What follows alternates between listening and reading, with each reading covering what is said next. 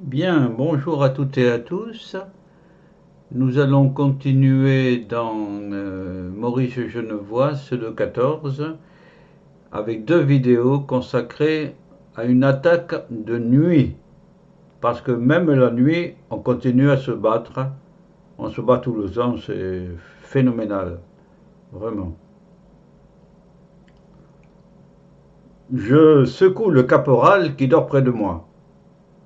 D'un bout à l'autre de la section, d'un bout à l'autre, hein, c'est un long bruit de paille froissée. Puis des baïonnettes tintent, des culasses cliquettent. On se réveille avec son fusil et la baïonnette. Je me rappelle que j'ai vu le commandant et le capitaine descendre dans la tranchée à ma droite. C'est les supérieurs de Genevois, ça. Et qu'aussitôt des silhouettes noires se sont profilées à la crête toute proche. Ah, des silhouettes noires, à peine visibles sur le ciel sans clarté. Ouais. Hein. Qu'est-ce que ça donne, ça? Elle n'était pas à 30 mètres quand j'ai aperçu les pointes des casques, c'est donc des Allemands. À 30 mètres, même pas. Alors j'ai commandé, en criant de toutes mes forces, un feu à répétition. Bonne initiative. Jusqu'à ce moment, des clameurs forcenées jaillissaient de cette masse noire et dense qui s'en venait vers nous. Hurrah! Hurrah! Fort verte! En avant! Combien de milliers de soldats hurlent à la fois? Des milliers de soldats? La terre molle frémit du martèlement des bottes. Enfin, nous allons être atteints, piétinés, broyés. C'est une attaque massive des Allemands. Nous sommes 60 à peine. Notre ligne s'étire sur un seul rang de profondeur.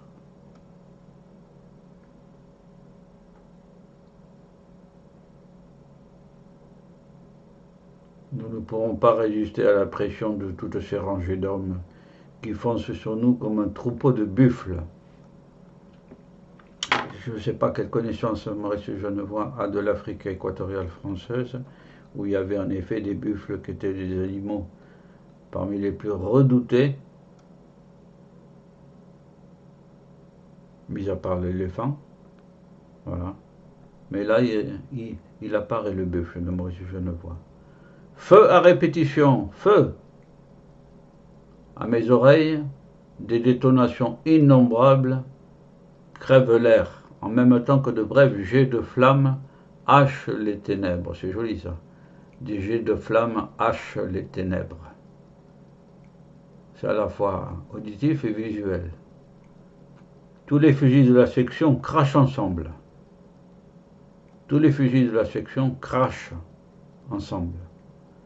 Et je vois un grand vide se creuser au cœur de la masse hurlante.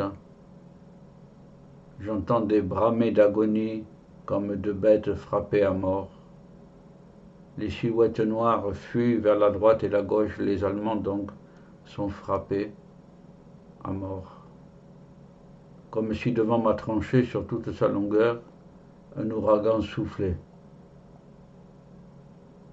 dont la violence terrible renversait les hommes à terre, ainsi que fait un vent d'orage les épis.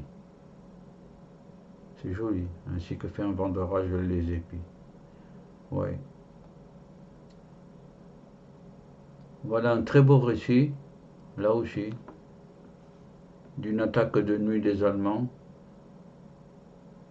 avec un feu à répétition qui les dissuade d'aller plus loin, et à l'origine pour protéger le capitaine et le commandant. Voilà. Parce qu'ils étaient à moins de 30 mètres, les Allemands. Bien. Eh bien, nous verrons normalement une attaque de nuit numéro 2. Voilà. Au revoir à toutes et à tous. Au plaisir de vous communiquer ces nouvelles de Maurice Genevois.